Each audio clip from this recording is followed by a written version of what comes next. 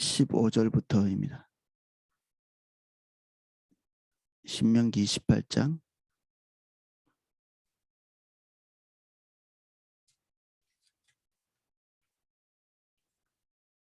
15절부터 24절까지 말씀입니다.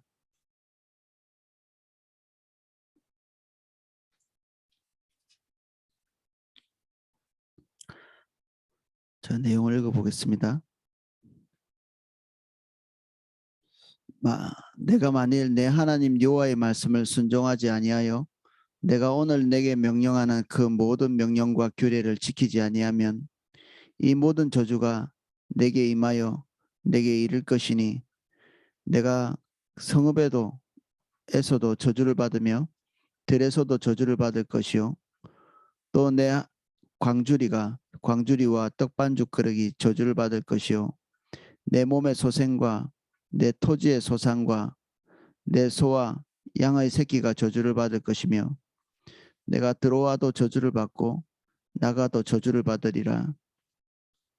내가 악을 행하여 그를 잊음으로 내 손으로 하는 모든 일에 여호와께서 저주와 혼란과 책망을 내리사 망하여 속히 파멸하게 하실 것이며 여호와께서 내 몸에 연병이 들게 하사 내가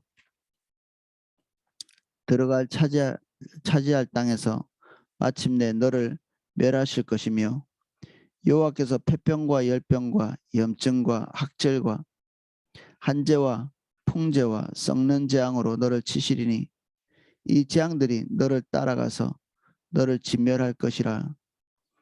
내 머리 위에 하늘은 노시 되고 내 아래 땅은 철이 될 것이며 여호와께서 비 대신 티끌과 모래를 내 땅에 내리시리니 그것들이 하늘에서 내 위에 내려 마침내 너를 멸하리라. 아멘.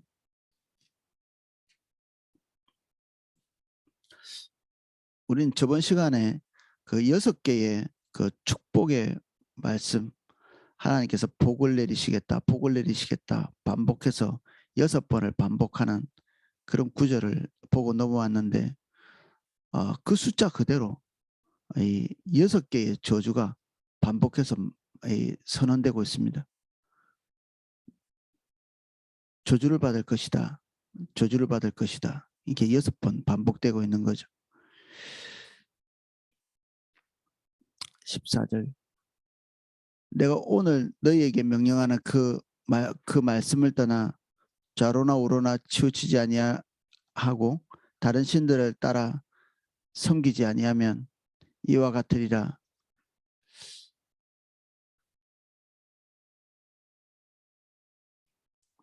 내가 만일 내 하나님 여호와의 말씀을 순종하지 아니하여 내가 오늘 내게 명령하는 그 모든 명령과 규례를 지키지 아니하면 이 모든 저주가 내게 임하여 내게 이를 것이니 이 저주가 올 수도 있고 오지 않을 수도 있고 이렇게 얘기하지 않고 여기에 그 저주가 마치 인격체처럼 따라오는 우연찮게 떨어지는 것 중에 하나를 맞는 하늘에서 뭐 기와장이 하나 떨어지듯이 그 태풍 불 때 재수 없어서 하나 이렇게 맞아서 죽는 사람들이 있는 것처럼 그런 것이 아니고 인격체가 정확하게 인격체를 찾아가는 것처럼 이게 의인화되어 있습니다. 이 저주 자체가. 그래서 그것을 찾아가야 될 사람에게 정확하게 찾아가는 거죠. 어쩌다가 닥치는 것이 아니라 무슨 법칙처럼 그리고 반드시 찾아가야 될 것처럼 그런 식으로 찾아가는 거죠. 축복도 마찬가지였지만 이 저주도 마찬가지입니다. 저주라는 말 자체가 우리 일반적으로 잘 쓰지 않기 때문에 이 무당들이나 하는 그런 단어죠. 우리가 상대방이 잘못되도록 이렇게 부정적인 것을 비는 그런 단어로 주로 쓰죠. 누구 죽어라 하는 것처럼. 그런데 이 저주는 성경에서는 죄를 정하는 그가 죄를 범하였다라고 이게 선언하는 판결문에서 그 사람이 죄인일 수도 있고 죄인이 아닐 수도 있는데 부정적으로 선포하는 죄인이야라고 선포하는 이 하나님의 백성들이 행한 이 행동들이 범죄에 속한다라고 이게 크게 선언하는 거죠. 첫 번째로는.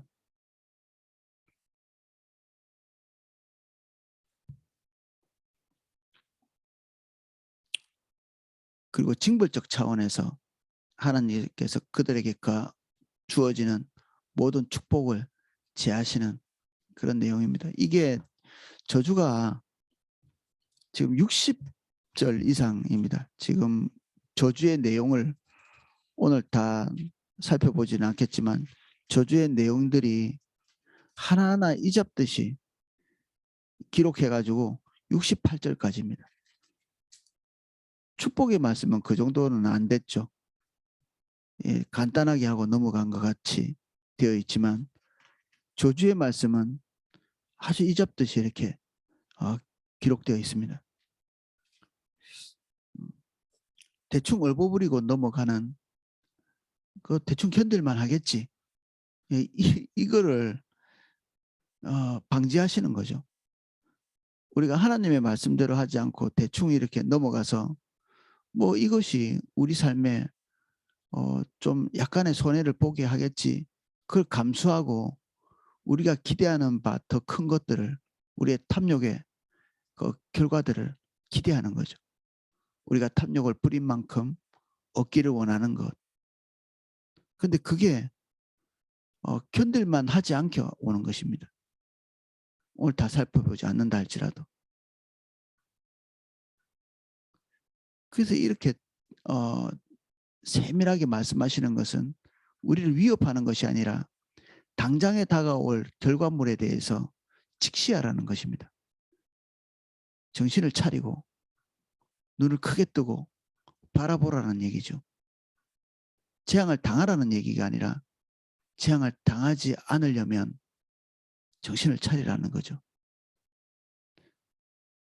이 세대가 오늘의 즐거움, 일락을 사랑하는데 모든 포커스가 맞춰져 있습니다. 일락, 지금 당장의 행복, 지금 당장의 즐거움, 그리고 단기적인 목표, 우리의 탐심이 그걸 요구하죠.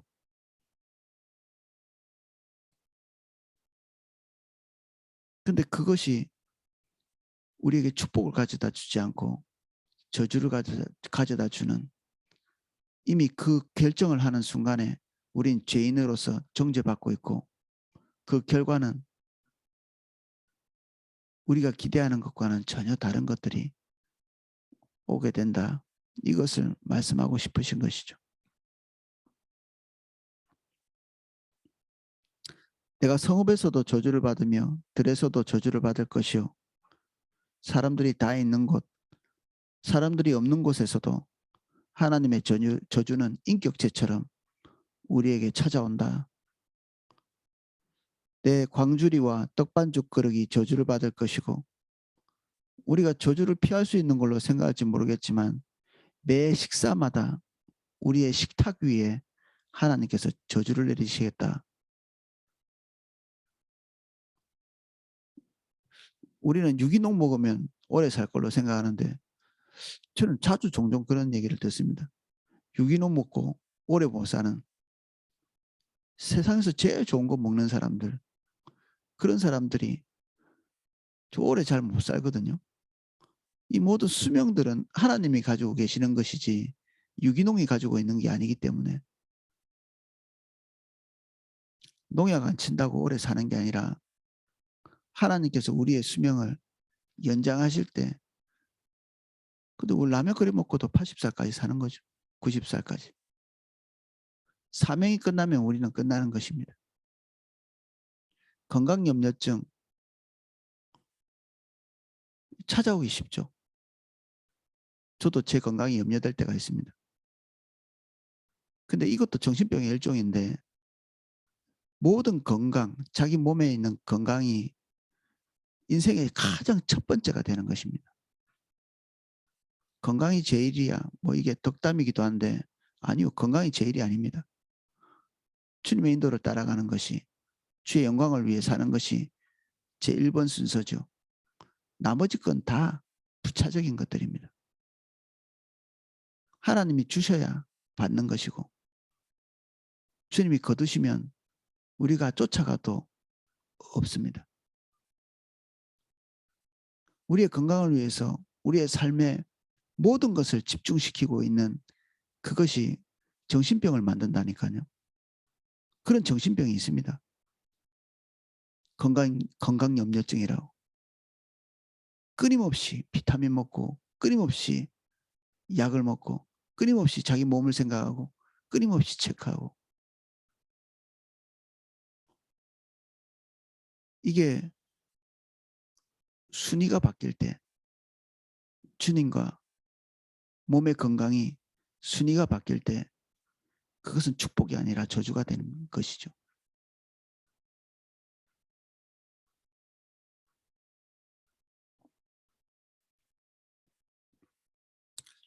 가장 몸에 좋은 것을 먹겠다고 하는 그 시도, 가장 몸에 좋은 것들을 내 몸에 행하겠다고 하는 그런 시도들,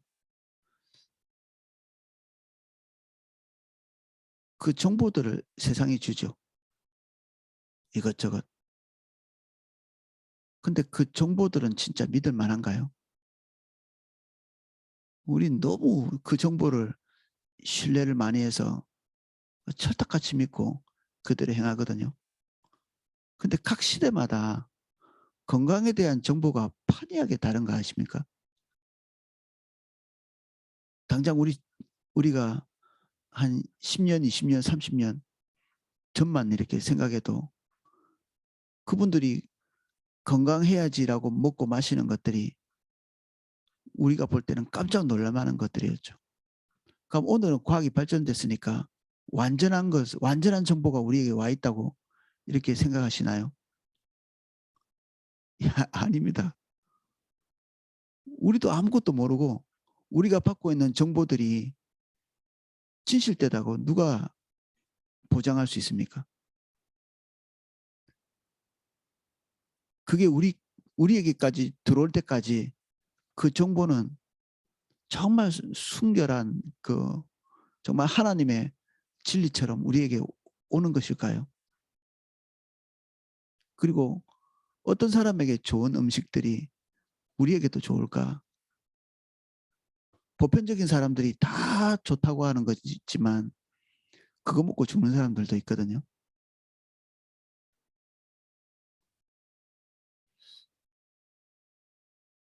그래서 좀 허무한 거죠. 허무한 것입니다. 좋은 것을 먹겠다고 하는 것이.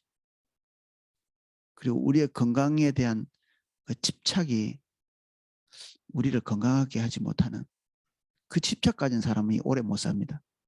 놀라운 일이죠. 건강에 대한 집착을 가진 사람을 주변에 살펴보면 누구보다도 건강이 어려운 사람들인 걸 봅니다. 이게 좀 유머처럼. 그런데 건강에 집착한 뭐 몸이 안 좋기 때문에 집착할 수도 있는데 가둥바둥하는 주님께 맡기지 못하는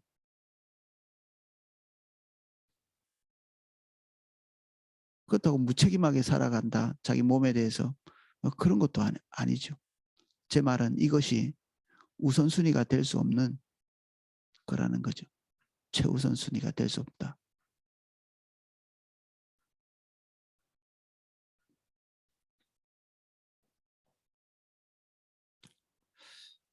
내 몸의 소생과 내 토지의 소산과 내 소의 양의 새끼가 저주를 받을 것이며 우리가 통치해야 될 모든 곳에 우리의 자녀들이 저주를 받고 내가 경제적인 것을 꾸려가는 그 모든 것에서 저주를 받는 열심히 일하면 뭐합니까? 돈 못 받는 거.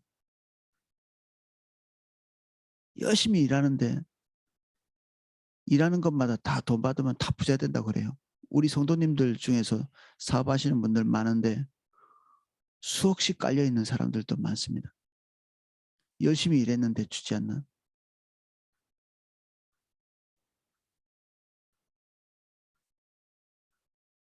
저도 이전에 무슨 장사를 좀 했었는데 판 것보다 외상값이 더 많이 깔려 있기도 하고 그 우리나라 구조가 한 사람이 망하면 연쇄도산하는 그런 구조가 많잖아요. 오늘의 형통이 진짜 형통인지 알 수가 없는 잘 가는 길이라고 선택했는데 하나님이 축복 주셨다고 생각했는데 어느 날 갑자기 재앙으로 돌변하는 경우가 있죠. 그래서 주님 떠나는 경우가 많습니다. 하나님께 감사합니다 하고 감사한금도 하고 일이 잘 풀린다고 풀리면 뭐 하나님께 더 열심히 할 거라고 이렇게 얘기하고 근데 실제로 결과가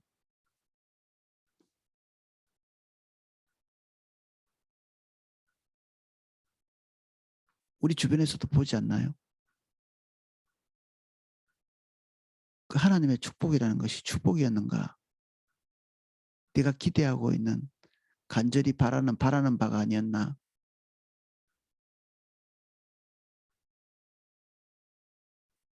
한순간의 형통이 있습니다. 한순간의 형통. 우리가 주님의 뜻을 충분히 반영하지 않은 상태로 걷고 있는데도 우리가 기대하는 바가 눈앞에 보여서 덥석 잡는 그리고 하나님 감사합니다. 나에게 이런 축복을 주셨군요. 근데 두세 발, 10발 걸어가 보면 그 축복했던 걸 다시 토해낼 만큼 악한 결과물이 손에 잡히는 저 개인적으로도 경험했고요. 주변에 있는 많은 지체들이 경험하고 있습니다.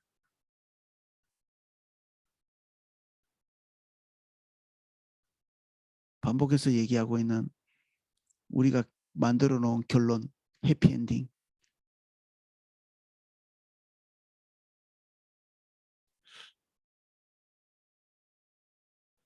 많은 얼마 전에 들은 제 설교에서도 그런 설교들 들은 일이 있습니다.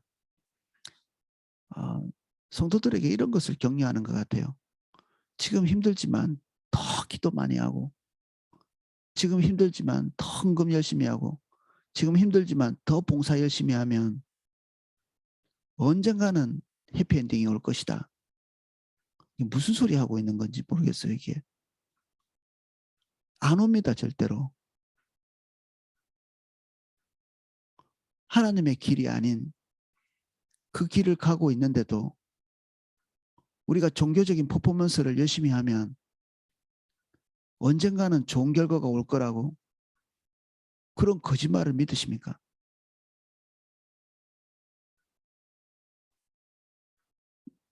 주변을 이렇게 보십시오. 주변을. 우리 주변을.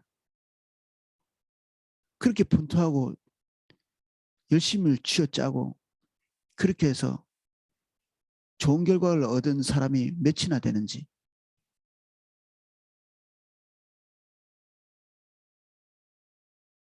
오죽하면 이것이 여호와의 성전이라 여호와의 성전이라 여호와의 성전이라는 이 거짓말을 믿지 말라. 강단에서 선포되고 있는 말이라고 우리의 마음에 딱 맞게 와 닿는다고 그걸 은혜 받았다고 얘기하는 사람들이 있습니다.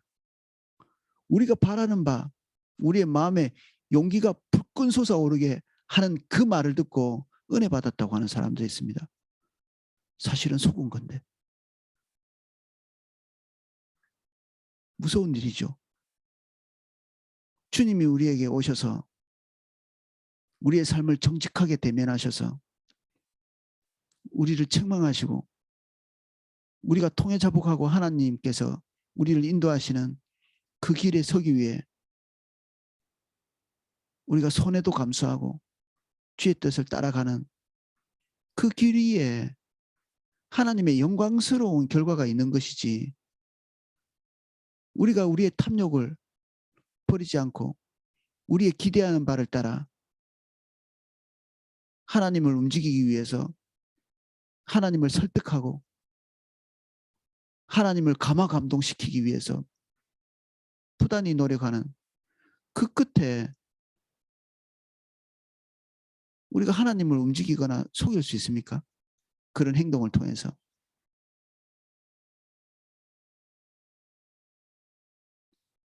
말도 안 되는 것인데 믿어집니다. 이런 것들이. 왜 믿어지냐면 우리가 간절히 바라고 있거든요. 우리는 간절히 바라는 것을 믿습니다. 잘됨, 잘됨.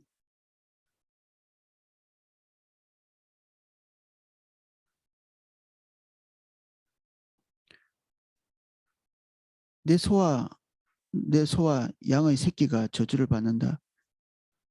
우리가 통치하면 통치할수록 우리의 통치 영역들이 더 많이 나빠지는, 또 역사 얘기를 조금 해드렸는데 서구가 기독교 국가인데 그들이 통치하는 것마다 정말 생지옥으로 만들어 놓는 그런 경우도 있죠. 지금 아프리카의 많은 문제들, 남미의 문제들, 해결할 수 없는 그 문제들을 소위 기독교 국가가 하나님의 축복을 받았다고 하는 그런 기독교 국가들이 행했던 그 탐욕, 하나님의 축복을 받았다고 말하면서 온 세상을 돌아다니면서 저질러 놓은 그런 일들이 오늘날 해결할 수 없는 끔찍한 결과들, 그걸 만들어 놓은 거거든요. 그 일을 규모만 작게 우리도 똑같이 합니다. 규모만 작게.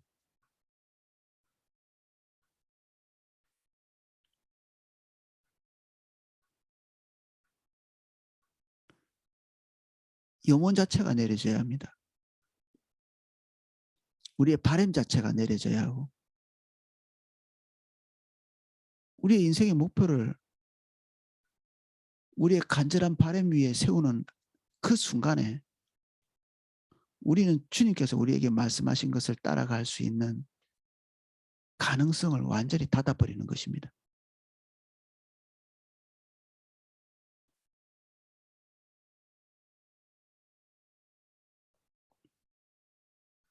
들어와도 저주를 받고 나가도 저주를 받는다. 어떻게 해야 저주를 피할 수 있지?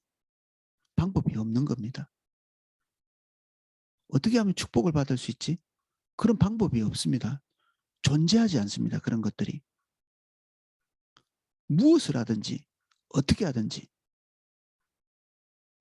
축복은 축복대로, 저주는 저주대로 마치 인격체를 찾아가는 것처럼 찾아갑니다. 세상은 자기 뜻대로 하고도 복될 것을 찾죠. 의료계도 비슷합니다. 치료 방법을 찾죠. 성경은 치료 방법을 말하지 않고 어떻게 하면 병에 안 걸리는가 예방을 얘기하고 있습니다. 치료 방법을 찾아놓으면 인류가 행복해지나요? 끊임없이 또 다른 질병이, 지금 우리가 맞닥뜨린 병들은 앞으로 생길 병에 비해서 5%밖에 되지 않는다고 합니다. 암을 정복하면 인류가 병 없이 행복하게 살 수 있나요? 이름조차도, 치료법조차도, 원인조차도 모를 병들이 숱하게 있습니다. 피할 방법이 없습니다.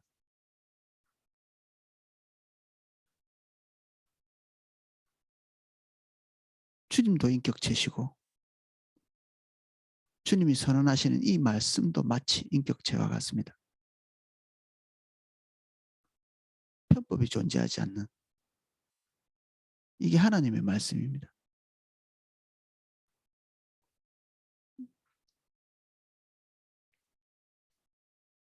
나는 길이다, 진리다, 생명이다.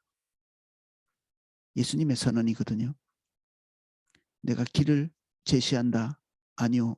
예수님 자체가 길이시고 내가 너희에게 생명을 준다? 아닙니다. 예수님 자체가 생명이십니다. 내가 진리다?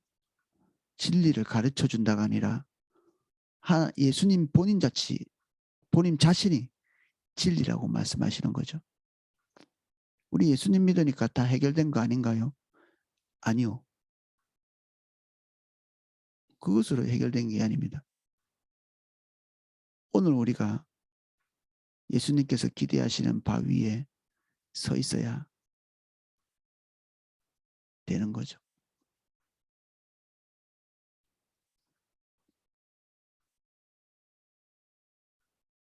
우리의 믿음이 도박이 아니기를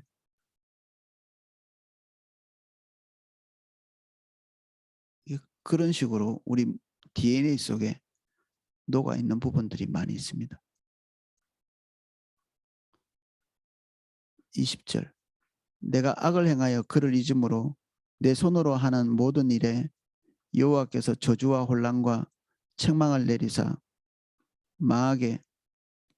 망하며 속히 파멸하게 하실 것이며 사실 이게 하나님께서 멸망시킨다, 징벌을 내린다 이런 차원 이전에도 하나님의 생명에서 떠나기 때문에 이게 말라가는 거죠.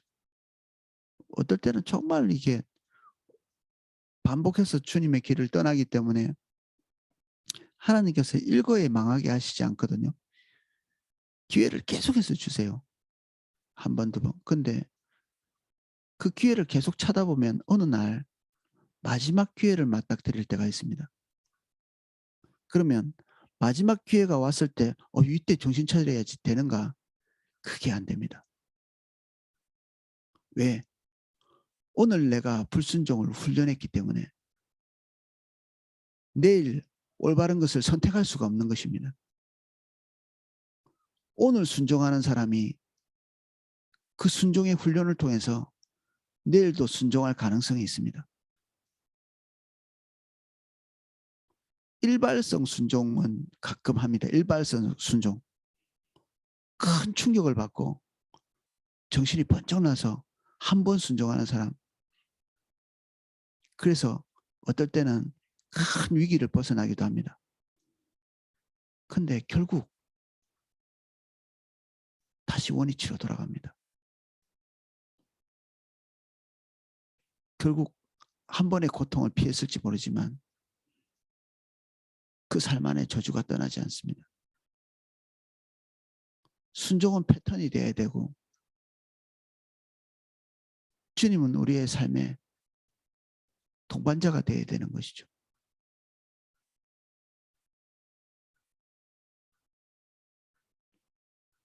이 어떤 목사님이 그런 표현 써주시더라고요. 전기밥통에 밥을 넣어가지고 전기를 꽂았다 뺐다 하면 밥이 어떻게 되겠냐고. 꽂았다 뺐다. 일발적인 순종, 일발적인 불순종.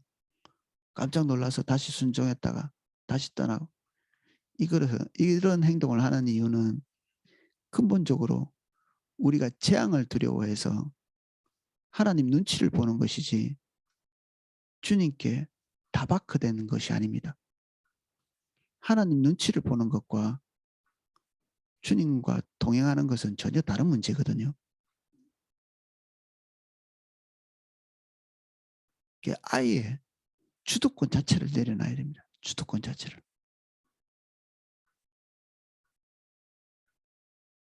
우리가 우리의 인생에 원하는 목표, 그 목표 자체가 내려져야 되고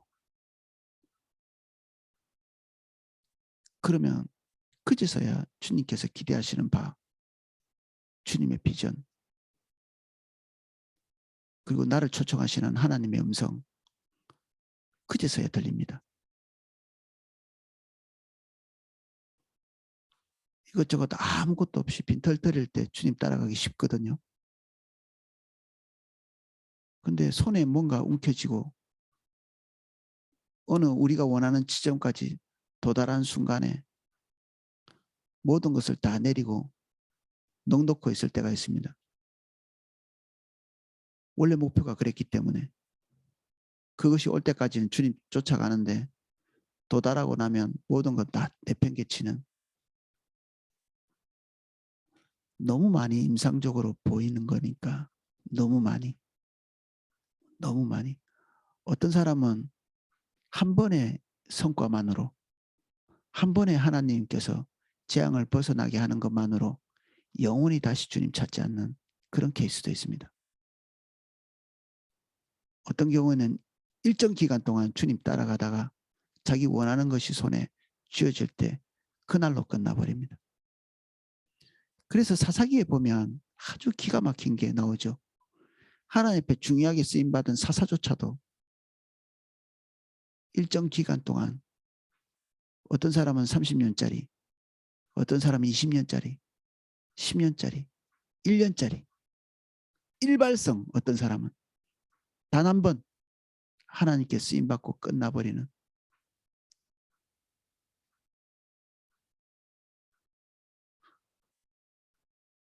우리 입장에서 어떻게 하면 하나님의 재앙이 오지 않을 건가 이것을 생각하기 전에 하나님의 좌절을 한번 생각해 보십시오.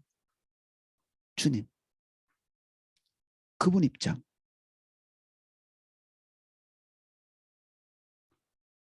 어쩌면 그리스도인들은 하나님을 잘 이용하는 사람일 수도 있습니다. 이용해 먹는. 하나님과 우리와의 관계가 그분의 힘, 능력, 그것을 이용하거나 무서워하거나 이렇게 시작되면 우리는 끝까지 못 갑니다. 주님이 좋으신가요? 이 지점이 출발 지점이어야 됩니다. 왜 사랑하는 남녀가 서로가 좋으면 상대방 조건이 안 보이잖아요. 조건이 자꾸 보이고 이러면 사랑 안 하는 거죠.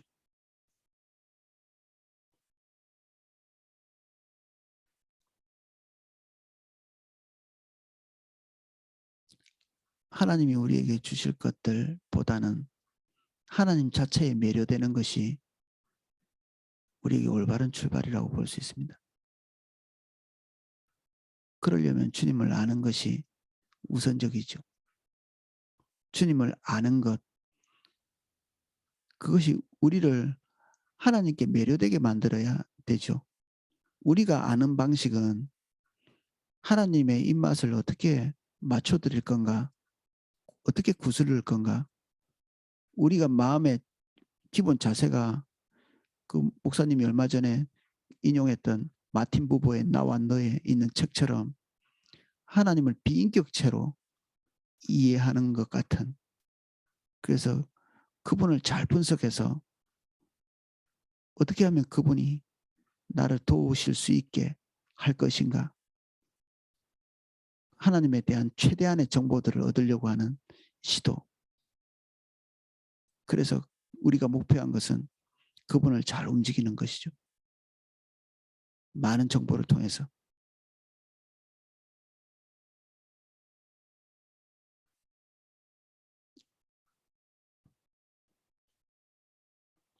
어쩌면 하나님을 제일 슬프게 하는 것이 우리가 순수하지 않은 것입니다. 어린아이와 같이 목표가 없는 관계, 하나님 그분 자체가 목표인 그런 식으로 하나님께 접근하지 못하는, 이미 우리가 너무 많이 하나님으로만 우리의 목표를 삼는데 퇴화돼 버린,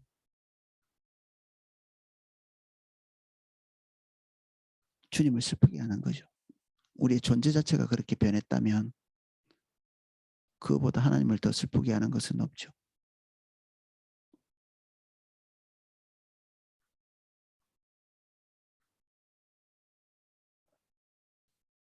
여호와께서 내 몸에 연병이 들게 하사, 전염병입니다. 이게 연병이 들게 하사 내가 들어가 차지할 땅에서 마침내 너를 멸하실 것이요. 이 차지할 땅은 하나님께서 축복하셔서 하나님께서 이스라엘 백성을 향해서 무한한 기대감을 가지고 들어가게 하신 땅이잖아요. 보십시오. 하나님이 인도하시고 우리를 이 지금 있는 지점까지 인도하신 여기까지 놀라운 은혜죠. 가나안 땅에 들어갈 때까지 하나님께서 하나님의 백성들에게 행하신 기적 이사 이런 것들은 황홀할 지경이죠. 그런데 그 땅에 들어가자마자 멸하실 거라고 말합니다.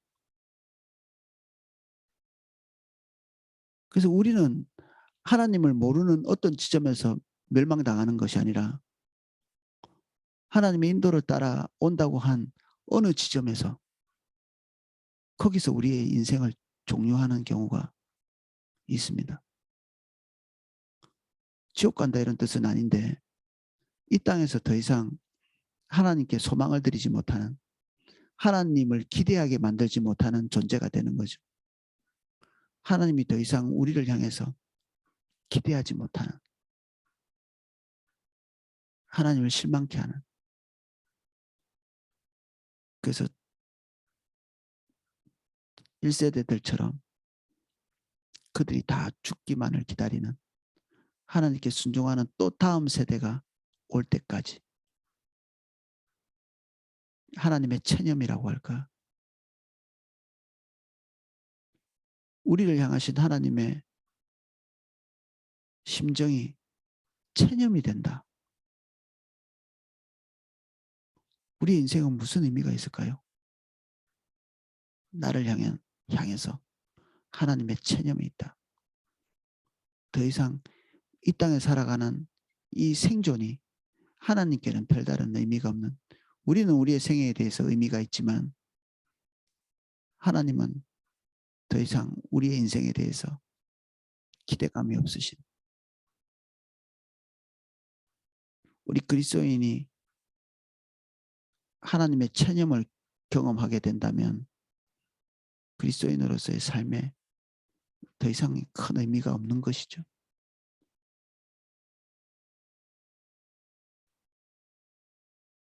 이스라엘 백성들은 가나안 땅에 들어가서 그 땅을 차지하는 것이 일생일 때의 목표였죠. 그 땅에 들어가면 젖과 꿀이 흐르는 땅에서 잘 먹고 잘 살고 이제 지금까지 있었던 모든 문제들 다 해결될 것이고 축복받아서 잘 살 거라고 그렇게 믿고 가나안 땅만을 향해서 목표로 달려간 자들은 사실은 잘못 갔다는 것을 깨닫게 될 것입니다. 사사기에 도달하게 될 때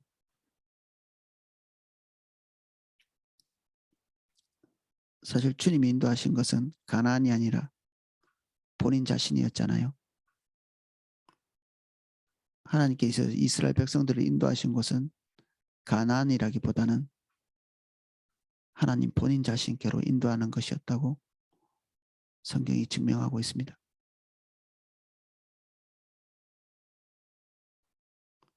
여호와께서 폐병과 열병과 염증과 학질과 한재와 풍재와 썩는 재앙으로 너를 치시리니 이 재앙들이 너를 따라가서 너를 진멸하게 할 것이라. 폐병, 열병, 염증, 학질, 한재, 풍재 이거 다 어디서 봤냐면 이집트에서 본 것입니다. 이집트에 본 것이 가나안 땅에도 고스란히 임할 수 있는 것이죠. 어떤 땅에서는 생기고 어떤 땅에서는 생기지 않는 것 그것이 아닙니다. 사실 썩는 재앙 이 놀라운 것입니다. 이스라엘 땅 안에서 썩는다라는 개념이 있다는 것 자체가 놀라운 것이죠.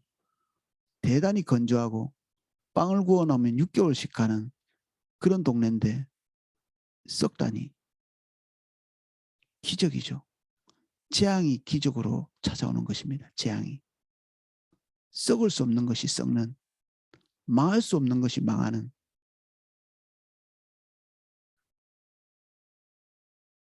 우리가 기대하고 원하는 바를 향해서 달려가는데 우리가 100% 성공이라고 생각하고 달려가는 그 지점에 하나님이 기적을 베푸셔서 망하게 하시는 거죠.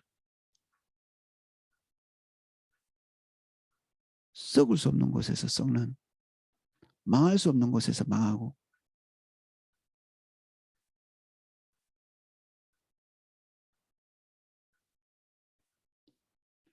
내 머리 위에 하늘은 놋이 되고 내 아래의 땅은 철이 된다. 이 무서운 표현 아닌가요? 마치 이게 철로 된 그 감옥에 들어가 있는 것처럼 하늘이 놋이 돼서 땅은 철이 되는, 더 이상 아무것도 그들 손에 쥐어지지 않는, 하늘에서 아무것도 내리지 않는,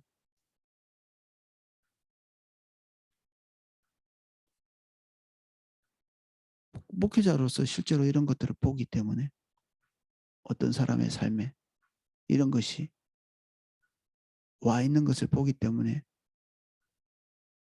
무섭고 두렵고, 그리고 그러한 결과를 초래한 사람들이 어떤 삶을 살았는지, 어떤 결과를 선택했는지, 어떤 과정으로 거기에 가게 됐는지 다 보고 있거든요. 근데 오늘도 그런 선택을 합니다. 오늘도 그런 선택을. 그 사람의 미래는 정해져 있죠.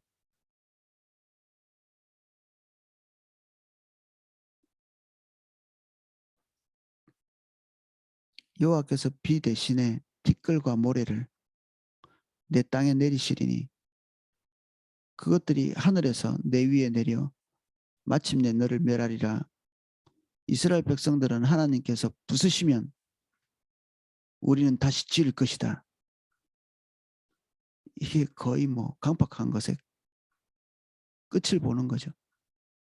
근데 하나님께서 놀랍게 또 말씀하십니다. 너희들이 심으면 내가 뽑을 것이고 너희들이 세우면 내가 다시 무너뜨리리라. 하나님과는 대항할 수 없는, 이스라엘 백성들이 주님을 떠난 그 시점부터 마음이 단단해지기 시작하면 천국에는 그렇게 끝이 납니다. 하나님 앞에 선한 샘플로 하나님께서 만들기 위해서 가나안 땅에 들이셨는데 이방의 모든 백성들이 이스라엘 백성들을 보고 지나가면서 그런 얘기를 한다고 되어 있습니다. 이 백성은 하나님께 축복을 받은 백성인데 왜 이렇게 멸망하게 되었는가? 그들이 하나님 떠나서 우상을 숭배하고 제 길로 갔기 때문에 하나님께서 진노하셔서 이 땅을 이렇게 황폐하게 만들었다. 이방인들이 이 가나안 땅을 지나갈 때마다 그런 얘기를 하게 될 거라고 얘기하거든요. 결국 이스라엘 백성들은 패배했습니다. 그래서 이게 축복의 말씀보다 월등히 많은 패배의 말씀이 여기 적혀 있습니다.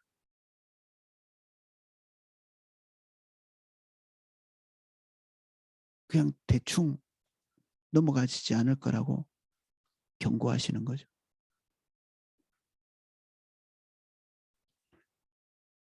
예수님을 우리가 믿기 때문에 대충 넘어가 주시면 좋겠다. 근데 이 땅에서는 하나님께서 뿌린 대로 씨를 거두는, 그래서 너무 늦으면 안 됩니다. 너무 늦으면 우리의 영혼이 구원받고 용서받을지 모르지만 이 땅에서는 아무것도 할 수 없는, 우리가 그 한편 강도 이야기 가끔 해드렸는데 돌이켜서 구원은 받았지만 이 땅에서 아무것도 남기지 못하는, 그간 이 땅에서 했던 행동들은 그 구원받은 강도 얘기를 하는 것입니다. 그것도 구원 못 받은 사람이 있겠죠. 그 나머지 강도처럼 사람들을 죽이고 해악을 끼치고 좋지 않은 샘플로 남는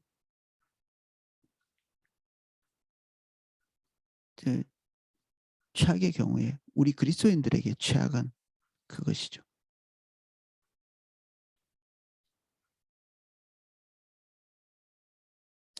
오늘은 여기까지 살펴보겠습니다.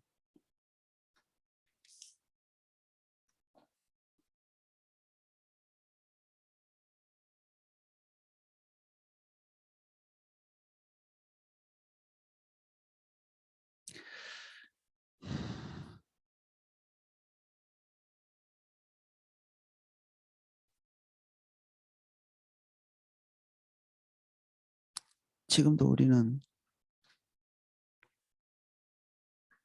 주님을 사랑하고 주님을 원하기 때문에 선택하기보다는 우리 각자의 염원과 각자의 기대,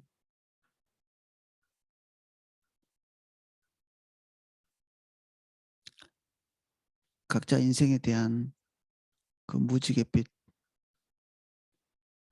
구상들이 있기 때문에 오늘도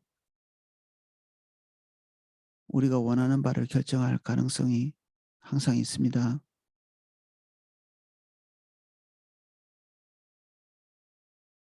그 끝에 형통이 없습니다.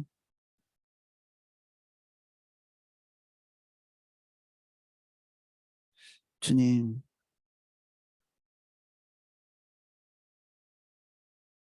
우리가 분투하지 않으면 우리가 늘 배우고 듣는 하나님께 다바크된 삶을 살 수가 없습니다.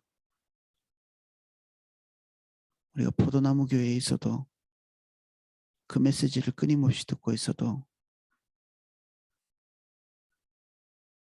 그것이 저절로 되지 않습니다. 순전함을 다시 회복할 수 있도록 도와주십시오. 어린아이 같이 되지 않으면 하나님 나라에 들어갈 수 없다 말씀하셨습니다. 다시 어린아이 같이 순전함을 회복할 수 있도록 도와주십시오. 하나님을 조작하거나 조종하거나 설득하거나 하나님을 바꾸려고 하지 않고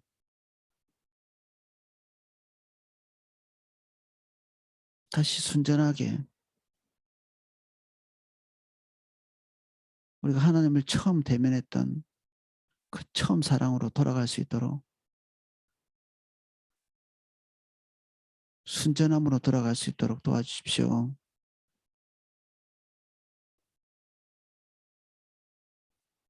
우리가 주님 만났을 때 아무것도 원하는 것이 없었는데 우리가 오랜 동안 주님과 함께 있는 지금 이 시점에 우리가 원하는 바가 너무 많습니다.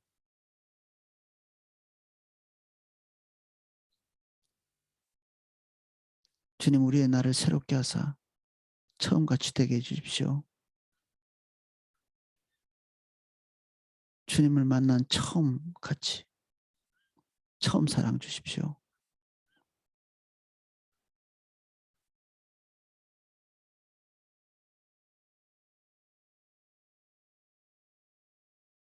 우리 주변에서 우리를 안타깝게 하는 모든 자들이 있습니다. 우리가 보기에는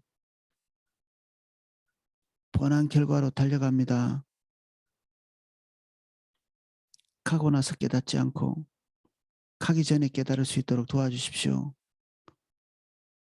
모든 것이 끝난 다음에 깨닫는 자가 되지 않게 해주시고 아직도 우리 인생의 기회가 남아있는 시점에 깨닫고 돌이킬 수 있도록 도와주십시오. 지금 이 시간 우리 한 사람 한 사람 대면하시고 만나 주십시오. 주님만 바라봅니다.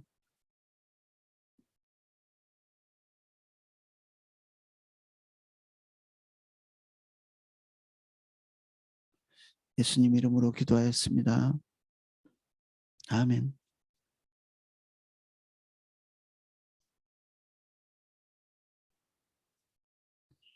예, 제가 기도하실 수